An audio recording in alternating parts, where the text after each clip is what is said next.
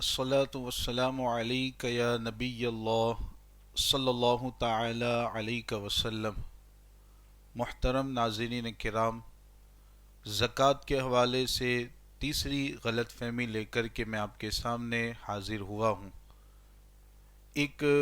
غلط فہمی زکوٰۃ کے حوالے سے یہ پائی جاتی ہے کہ جو لون بینک سے یا کسی پرائیویٹ کمپنی سے کسی نے لی ہوتی ہے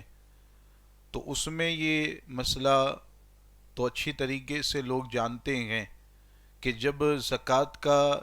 حساب کرنے بیٹھے گا، زکوٰۃ کے نصاب کے حوالے سے جب شمار کرنے کے لیے کوئی بندہ بیٹھے گا تو اس میں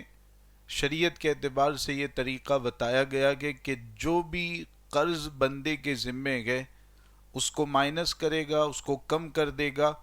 پھر جو مال بچے گا اگر زکوٰۃ کی شرطیں پائی جاتی ہیں تو باقی مال کی اسے زکوٰۃ ادا کرنی رہے گی۔ اب جو لون لیا جاتا ہے کہ عمومی طور پر اس کا طریقہ یہ ہوتا ہے کہ سب جانتے ہیں کہ بینک کی طرف سے یہ ایک گنجائش رکھی جاتی ہے کہ جو بھی لون لیا گئے، جو بھی قرض لیا گئے تو اس کی ادائیگی قسطوں میں کی جائے، انسٹالمنٹ کے طور پر اس کی ادائیگی کی جائے۔ یعنی ایک ساتھ اس کی ادائیگی کرنا ضروری نہیں ہوتا، بلکہ سال بہ سال اس کی قسطیں مقرر کر دی جاتی ہیں اور اسی کے اعتبار سے پھر لون کی ادائیگی کی جاتی ہے، اس قرض کو اور لون کو واپس بینک کے حوالے کیا جاتا ہے۔ جیسے کسی نے 10 لاکھ کی لون لی گئے تو اب ہر سال اس کو مثال کے طور پر 2-2 لاکھ کر کے لون کی ادائیگی کرنی ہے۔ اس طور پر 5 سال میں وہ 10 لاکھ کی لون اس کو ادا کرنی ہے اور واپس وہ قرضہ کرنا ہے۔ تو اب ایک اہم سوال یہ پیدا ہوتا ہے جس میں غلط فہمی کچھ لوگوں کو پائی جاتی ہے کہ یہ جو لون کی قسطیں ہوتی ہیں جب زکوٰۃ کا حساب کرنے بیٹھیں گے، زکوٰۃ کے نصاب کا حساب کرنے بیٹھیں گے تو کتنی قسطوں کو مائنس کریں گے؟ جو اس سال لون کی قسط ادا کرنی ہے کیا صرف اسی کو مائنس کریں گے یا آئندہ جتنی بھی انسٹالمنٹ باقی گئے، قسطیں باقی گئے، جتنی بھی لون ادا کرنا باقی گئے سب کو ملا کر کے، سب کو مائنس کر کے پھر جو مال بچے گا اس کی زکوٰۃ ادا کریں گے؟ تو غلط فہمی یہ پائی جاتی ہے، غلط تصور یہ پایا جاتا ہے کہ اس سال جس سال زکوٰۃ ادا کر رہا ہے اس سال جو قسطیں اس کو بھرنی گئے اور جو انسٹالمنٹ اس کو جمع کرنی گئے بس اسی کو مائنس کریں گے، اس کے بعد کی جو قسطیں گئے، بعد کی جو انسٹالمنٹ گئے اس کو مائنس نہیں کریں گے۔ جیسے 10 لاکھ کی لون گئے،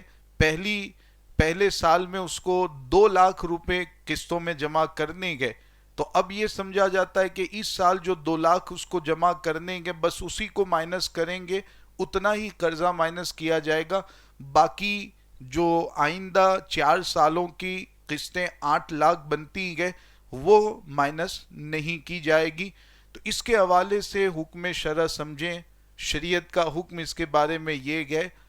کہ آئندہ جتنی بھی قسطیں جمع کرنا باقی گئے اور جتنی بھی لون جمع کرنا باقی گئے سب کو مائنس کیا جائے گا اور سب کو ملا کر کے پھر کم کر کے جو مال بچے گا، زکوٰۃ کی شرطیں پائی جاتی ہیں تو اس مال کی زکوٰۃ ادا کی جائے گی۔ چنانچہ اس کے بارے میں الجامعۃ الاشرفیہ مبارک پور میں جو فقہی سیمینار ہوتا ہے باضابطہ اس مسئلے کو سیمینار میں پیش کیا گیا اور پھر بحث و مباحثہ کے بعد جو اس کے حوالے سے فیصلہ ہوا میں آپ کے سامنے وہ فیصلہ پیش کرتا ہوں۔ مجلس شرعی کے فیصلے جلد اول میں صفحہ نمبر 340 پر یہ مسئلہ موجود ہے۔ سوال یہ تھا کہ یہ جو لون لی جاتی ہے اور ایسا جو قرضدار ہوتا ہے، لون لینے والا جو ہوتا ہے، تو اب وہ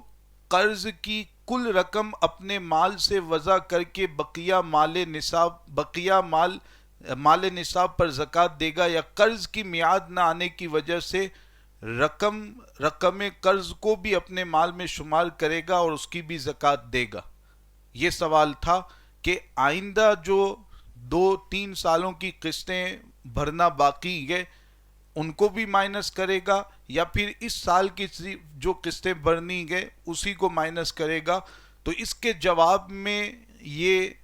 فیصلہ کیا گیا کہ ایسا قرض دار قرض کی کل رقم اپنے مال سے وضع کر کے